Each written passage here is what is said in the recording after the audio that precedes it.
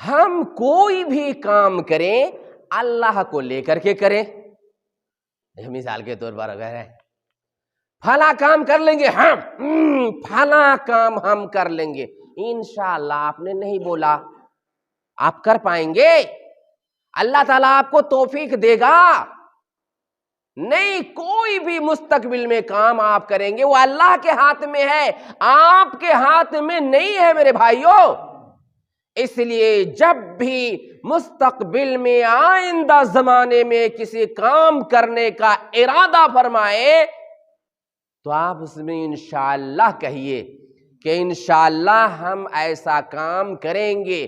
انشاءاللہ کہنے سے اگر وہ کام ٹھیک ہے، مناسب ہے، تو اللہ رب العالمین آپ کو کرنے کی توفیق دے گا اور آسانی سے آپ کا کام ہو جائے گا. اور اگر آپ انشاءاللہ نہیں کہیں گے تو کیا ہوگا؟ ہو سکتا ہے وہ کام آپ کر سکے یا نہ کر سکے. ہو سکتا ہے اللہ تعالیٰ آپ کو وہ کام کرنے کی توفیق دے یا نہ دے.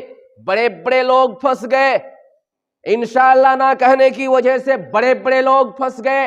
امام الانبیاء محمد الرسول اللہ صلی اللہ علیہ وسلم پھنس گئے. اللہ تعالیٰ نے آپ کو وہ کام کرنے کا موقع اور کام کرنے کی توفیق نہیں دی.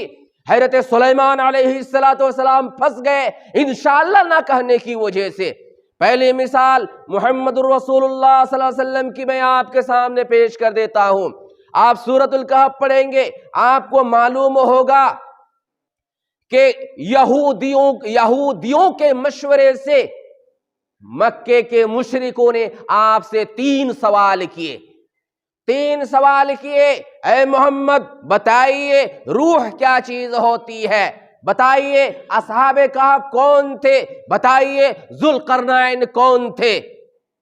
آپ علیہ السلام نے انشاءاللہ نہیں کہا انشاءاللہ، کہا بتا دیں گے، کل بتا دیں گے. اللہ رب العالمین نے آپ کو سوال کا جواب بتانے کی توفیق نہیں دی. 15 دن تک آپ کے پاس وحی نہیں آئی. آپ کا خیال تھا میرے پاس وحی آئے گی، جبریل آئیں گے، سوال کا جواب مجھے مل جائے گا، میں بتا دوں گا. لیکن آپ نے انشاءاللہ نہ کہا تھا، نہیں کہتے، جس کی وجہ سے اللہ نے 15 دن کے لیے وحی روک دی. لوگ آتے تھے، محمد سوال کیا تھا، جواب حاضر کیجئے. آپ کہا اچھا ٹھیک ہے بتا دیں گے، بعد میں پھر بتا دیں گے. 15 دن کے بعد وحی آتی ہے، وَلَا تَقُولَنَّ لِشَيْءٍ إِنِّي فَاعِلٌ ذَلِكَ غَدًا إِلَّا أَن يَشَاءَ اللَّهُ. اس آیت کے ذریعے سے اللہ رب العالمین نے انشاءاللہ کی فضیلت بتا دی کہ کوئی کام کرنے کا ارادہ فرمائے تو آپ یہ نہ کہیں کہ میں کر لوں گا، انشاءاللہ کہہ لیا کیجئے. آپ بخاری مسلم پڑھیں گے تو معلوم ہوگا حضرت سلیمان علیہ السلام کی 90 یا 72 یا 100 بیویاں تھی.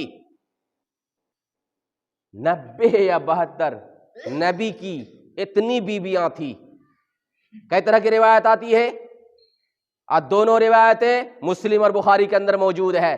72 کی بھی، 90 کی بھی اور 100 کی بھی. اس کا مطلب زیادہ جائز ہے. آج کل لوگ چڑھ جاتے ہیں کہ 2 کرتے ہیں 3 کرتے ہیں. بھائی یہ سب اعتراض کرنا غلط ہے. آپ کے اندر طاقت ہے تو آپ کریں. صحابہ کرام کے درمیان کوئی اعتراض نہیں تھا، نبیوں کے درمیان کوئی اعتراض نہیں تھا. آپ کیوں ان کی امتی ہونے اور ان کے فالوورز ہونے کے باوجود اعتراض کر رہے ہیں؟ طاقت ہے کیجئے، نہیں ہے نہیں کیجئے. اعتراض مت کیجئے، غلط ہے. یہ جو ہے اوپر چلا جائے گا، یہ قرآن کے خلاف ہوگا. تو یہ بات ہے. حضرت سلیمان علیہ السلام نے کہا ایک رات، کیا آج میں اپنی تمام بیویوں کے پاس جاؤں گا، ان سے ہم بستری کروں گا، ان سے جو بچے پیدا ہوں گے سب کو مجاہد بنا دوں گا. نیت اچھی تھی سلیمان علیہ السلام کی کہ جتنے بھی لڑکے پیدا ہوں گے سب کو مجاہد بنا دوں گا. مگر انشاءاللہ نہیں بولے. فرشتہ نے کہا انشاءاللہ تو بول لیا کیجئے. نہیں بولے، نہیں پیدا ہوئے. صرف ایک عورت سے آدھا بچہ پیدا ہوا، ناقص بچہ پیدا ہوا. آپ علیہ الصلاۃ والسلام یہ حدیث بیان کرتے ہوئے بولے کاش سلیمان انشاءاللہ بول لیے ہوتے ان کا مقصد پورا ہو جاتا، لیکن انشاءاللہ نہیں بولے۔ معلوم ہوا انشاءاللہ کی بڑی اہمیت